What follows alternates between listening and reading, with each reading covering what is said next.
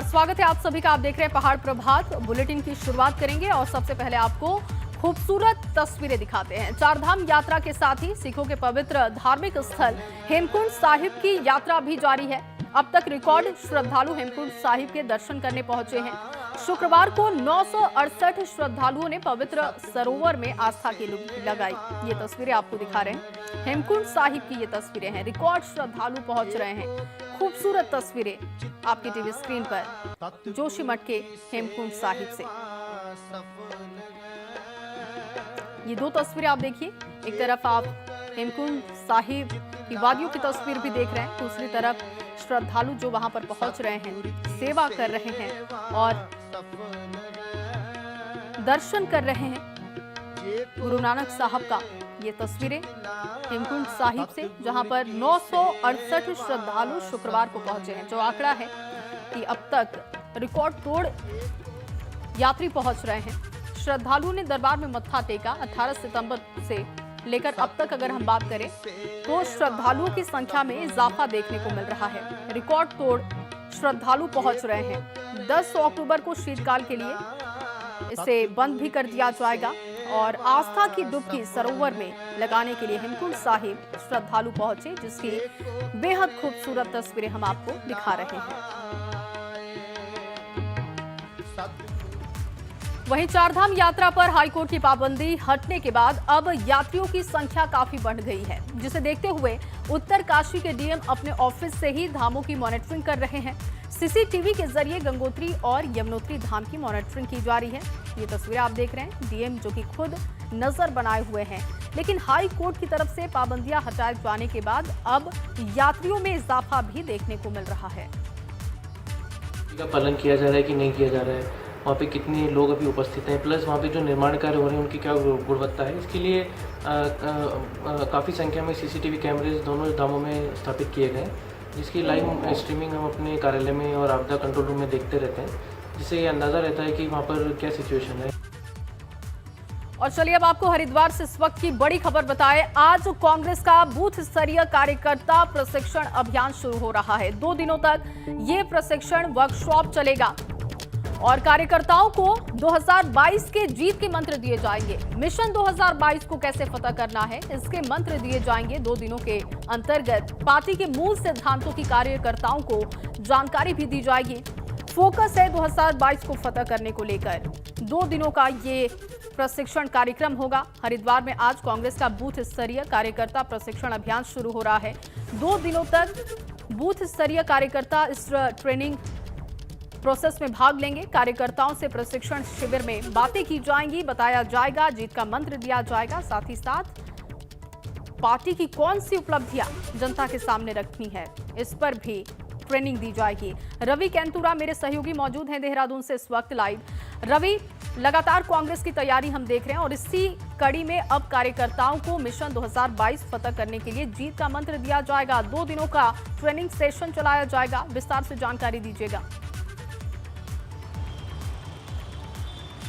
जी बिल्कुल जी, 9 और 10 तारीख को हरिद्वार में ये ट्रेनिंग सेशन है और इसमें प्रशिक्षण दिया जाएगा उन बूथ स्तरीय के कार्यकर्ताओं को जो इस वक्त अब 2022 से ठीक पहले कांग्रेस को मजबूती देंगे और तमाम जो कांग्रेस के जो किस तरीके से अगर 22 में सरकार बनती है तो क्या दावे और वादे करने के लिए जन जन तक जाएंगे। तो ये 2 दिन का प्रशिक्षण शिविर है जो कि हरिद्वार में आयोजित किया जा रहा है। और इसके साथ ही अगर बात करें तो अभी सिर्फ जो गढ़वाल मंडल है उसकी जितनी भी विधानसभाएं हैं उन विधानसभाओं से हर विधानसभा से 5-5 जो बूथ स्तर के जो कार्यकर्ता हैं वो इस प्रशिक्षण शिविर में शामिल होंगे और उनको जो है तमाम किस तरीके से जीत हासिल की जा सके, किस तरीके से 2022 में कांग्रेस की वापसी होगी, किस तरीके से बूथ स्तर को अपने कार्यकर्ताओं को मजबूत बनाना है, क्योंकि बूथ स्तर के कार्यकर्ताओं का घर घर से संपर्क होता है, लोगों के बीच जाना है और किस तरीके से बीजेपी सरकार को ही तमाम मुद्दों पर घेरने की जो रणनीति है वो इस प्रशिक्षण शिविर में जो है तैयार की जाएगी। इसके बाद जो इसका दूसरा स्तर है उसमें तमाम जो कार्यकर्ता यहाँ पर जो प्रशिक्षण लेंगे बूथ स्तर के वो अपनी अपनी विधानसभाओं में जाकर प्रशिक्षण देंगे और वहाँ पर भी जो छोटी छोटी सभाएँ हैं, जो और कार्यकर्ता हैं, जो बूथ स्तर के कार्यकर्ता हैं, जो वहाँ की जो जनता है, उनके साथ वो मिलेंगे और उनके साथ भी तमाम अपनी बातों को शेयर करेंगे। कुल मिलाकर 2022 चुनाव से पहले कांग्रेस ने अपनी रणनीति तैयार कर दी है। जिस तरीके से बीजेपी के भी ताबड़तोड़ कार्यक्रम हो रहे हैं और आपने देखा कि कांग्रेस की पहले जो परिवर्तन यात्रा थी और उसके बाद अब नवरात्र में आज और कल की अगर हम बात करें तो अब ये प्रशिक्षण शिविर उन्होंने शुरू किए हैं। इसमें जो प्रशिक्षण जो समिति है कांग्रेस की, उसके राष्ट्रीय अध्यक्ष भी यहाँ पर पहुंचेंगे, तमाम कांग्रेस के नेता यहाँ पर मौजूद रहेंगे, प्रदेश प्रभारी मौजूद रहेंगे और उनके साथ ही बूथ स्तर के कार्यकर्ताओं को जीत का मंत्र इस प्रशिक्षण शिविर में दिया जाएगा ताकि वो भी आने वाले समय में अपने अपनी विधानसभाओं में ऐसे प्रशिक्षण शिविर लगाकर तमाम लोगों को, और कांग्रेस ये कोशिश करेगी कि अपने पक्ष में वोट साधने की लोगों से भी अपील करेगी। जी बहुत शुक्रिया रवि, तमाम जानकारी के लिए आपका। तो आज कांग्रेस की तरफ से 2 दिनों का ट्रेनिंग सेशन होगा और कार्यकर्ताओं को जीत का मंत्र दिया जाएगा। दूसरी तरफ निर्दलीय विधायक राम सिंह कैड़ा बीजेपी में शामिल हो चुके हैं। दिल्ली में उन्होंने बीजेपी की सदस्यता ग्रहण की। राम सिंह कैड़ा से बात की है हमारे संवाददाता अविनाश तिवारी ने, आप भी सुनिए। पार्टी में शामिल हुए, देखिए मेरे क्षेत्र में विकास की आवश्यकता थी, रोडों की और अन्य जो मूलभूत समस्याएं थी उनकी आवश्यकता थी और समस्याओं का समाधान हुआ तो भारतीय जनता पार्टी की सोच विकास की रही है, राष्ट्रीयता की रही है, इसलिए मैंने भारतीय जनता पार्टी की सदस्यता ग्रहण की है। प्रदेश अध्यक्ष और बीजेपी के आला कमान की ओर से क्या निर्देश दिए गए हैं? 2022 की तैयारी आप भीमताल से बीजेपी के लिए ही करेंगे या फिर किसी और सीट से? जो पार्टी का आदेश होगा उस आदेश का पालन करेंगे और पार्टी के सिस्टम से चलेंगे। पहले आप कांग्रेस में थे, आप बीजेपी में आए हैं, तो किस तरीके से आगे लड़ाई रहने वाली बीजेपी कांग्रेस की उत्तराखंड में? देखिए जनता ने तय करना है, चाहे कोई कितना ही लड़ाए, जो फैसला जनता का होगा वो जनता तय करेगी और जनता अपना रिजल्ट देगी और ये 2022 में सामने आ जाएगा। शुक्रिया से बातचीत करने के लिए। तो भीमताल से विधायक राम सिंह कैड़ा जो कि अभी तक निर्दलीय थे लेकिन अब बीजेपी में शामिल हो गए और उनका कहना है कि बीजेपी जो कहती है वो करती है और इसीलिए वो बीजेपी में शामिल हुए। कैमरा अमरजीत के साथ अविनाश तिवारी, एबीपी गंगा, दिल्ली। वहीं भीमताल में बीजेपी नेता और कार्यकर्ताओं ने निर्दलीय विधायक राम सिंह कैड़ा के दिल्ली में बीजेपी ज्वाइन करने पर खुशी जाहिर की है, लेकिन अगर उन्हें विधानसभा चुनाव में पार्टी टिकट देती है तो इसका विरोध किया जाएगा। बीजेपी मंडल के अध्यक्ष और पूर्व मंडी अध्यक्ष मनोज भट्ट ने विधायक कैड़ा के बीजेपी में शामिल होने को लेकर स्वागत किया, लेकिन उन्होंने कहा कि अगर बीजेपी के शीर्ष नेतृत्व उनको टिकट देने की बात करेगा तो उसको लेकर भीमताल मंडल के सभी बीजेपी कार्यकर्ताओं की बैठक करके विरोध जाहिर किया जा सकता है। उन्होंने कहा कि बाहरी व्यक्ति को टिकट नहीं दिया जाना चाहिए। अभी संगठन ने केवल उन्हें ज्वाइन कराया है जी। अगर टिकट देने की बात आती है तो फिर उसके बाद एक बैठक बुलाई जाएगी, सब लोगों को एक राय की जाएगी कि बाहरी व्यक्ति को टिकट ना दिया जाए। तो आपका सीधे सीधा ये कहना है कि अगर राम सिंह कैड़ा टिकट लाते हैं तो आप लोग कुछ डिसीजन कर सकते हैं? बिल्कुल बिल्कुल। और अब बात करते हैं संघ प्रमुख के दौरे की। संघ प्रमुख मोहन भागवत के उत्तराखंड दौरे का आज दूसरा दिन है। शुक्रवार को 3 दिन के दौरे पर संघ प्रमुख मोहन भागवत हल्द्वानी पहुंचे। आज संघ कार्य की गति और कार्य विस्तार पर बैठक भी करेंगे। इसमें उत्तराखंड प्रांत स्तर के कार्यकर्ता और पदाधिकारी शामिल होने वाले हैं। तो 3 दिवसीय दौरा है मोहन भागवत का, आज दौरे का दूसरा दिन है और आज भी आपको बताएं कि प्रांत स्तर के पदाधिकारी बैठक में मौजूद होंगे। संघ की कार्य की गति और कार्य विस्तार को लेकर चर्चा की जाएगी। अंकित इस वक्त फोन लाइन पर हमारे साथ मौजूद हैं। अंकित, 3 दिवसीय दौरा मोहन भागवत का बहुत अहम है कार्य के विस्तार को लेकर कि संघ कैसे काम कर रहा है, कार्य के विस्तार के साथ ही किस तरीके से कार्यकर्ता जमीन पर उतरे, इसको लेकर भी फोकस किया जाएगा। दूसरा दिन आज है, किस तरीके के कार्यक्रम और बैठकों का दौर देखने को मिलेगा? जी जय, आपने खास कहा है कि काफी अहम दौरा है मोहन भागवत का। आरएसएस प्रमुख है और कल देर रात हल्द्वानी पहुंचे हैं और 3 दिवसीय दौरा है और आज इसका दूसरा दिन है और अहम इसलिए भी माना जा रहा है क्योंकि 2022 चुनाव नजदीक है और इस बैठकों का दौर मोहन भागवत अपने कार्यकर्ताओं के साथ करेंगे, जिसमें प्रांत स्तर के पदाधिकारी मौजूद रहेंगे। साथ में आपको बता दें कि जो दौरा इसलिए भी अहम है क्योंकि जो चुनाव आ रहे हैं, चुनाव के मद्देनजर किस तरह की संघ के जो कार्य है उसको किए जाएंगे, उत्तराखंड में संघ की क्या स्थिति है, संघ के क्या कार्य हो रहे हैं, इसको लेकर पूरी चर्चा होगी। और 10 तारीख को ही इसमें संघ के परिवार के लोगों के साथ यहाँ पर जुड़ेंगे, उनसे वार्ता करेंगे, उनको राय देंगे और संघ के कार्य की गतिविधियों को आगे बढ़ाने की कोशिश की जाएगी। बिल्कुल, बहुत शुक्रिया अंकित आपका तमाम जानकारी के लिए।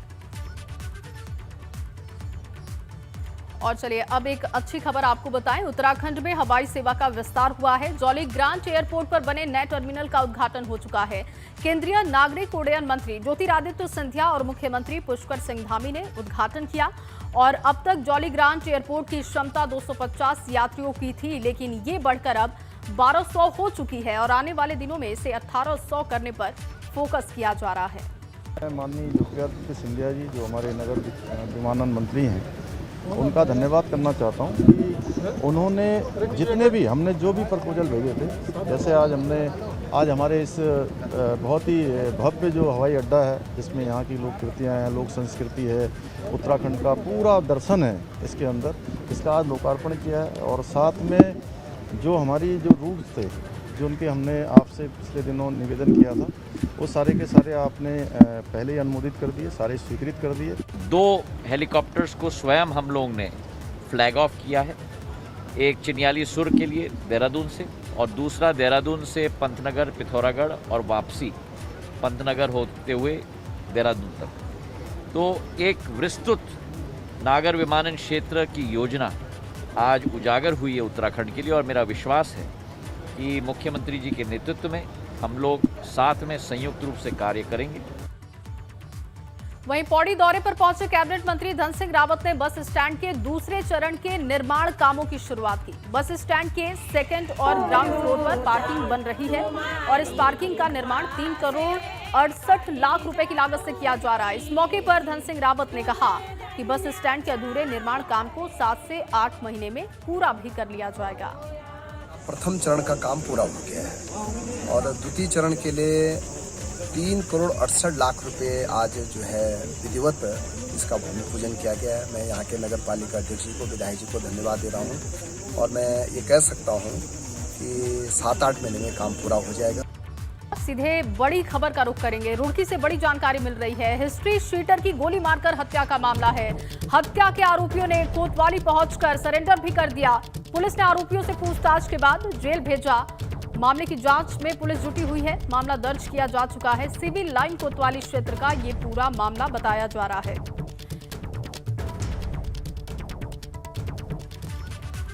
एक और बड़ी जानकारी आपको दे, 10 अक्टूबर को जनरल वीके सिंह का पिथौरागढ़ दौरा है। जानकारी ये मिल रही है कि वीके सिंह पिथौरागढ़ के दौरे पर रहेंगे। 10 अक्टूबर को राष्ट्रीय राजमार्ग 109 और 9 का हवाई निरीक्षण करेंगे।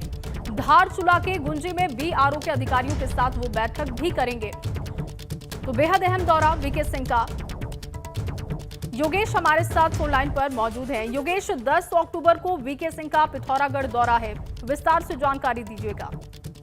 जया, मैं बताना चाहूंगा 10 अक्टूबर को गौचर गढ़वाल से हेलीकॉप्टर से जनरल वीके सिंह गुंजी धारचूला तहसील पहुंचेंगे और इस बीच में 109 राष्ट्रीय राजमार्ग का हवाई संरक्षण भी इनके द्वारा किया जाएगा। उसके बाद गुंजी में बीआरओ के अधिकारियों के साथ जो चीन सीमा पे सड़कें बन रही हैं उनके विस्तार और उनकी अभी तक की प्रोग्रेस पर ये जनरल वीके सिंह बीआरओ के उच्च अधिकारियों से वार्ता करेंगे और गुंजी से फिर पिथौरागढ़ नैनीसैनी एयरपोर्ट ये पहुंचेंगे 3 बजे और 3:30 यहाँ पे आधा घंटा रुकने के बाद 3:30 बजे नैनीसैनी एयरपोर्ट से देहरादून जौली ग्रांट के लिए प्रस्थान जनरल वीके सिंह करेंगे।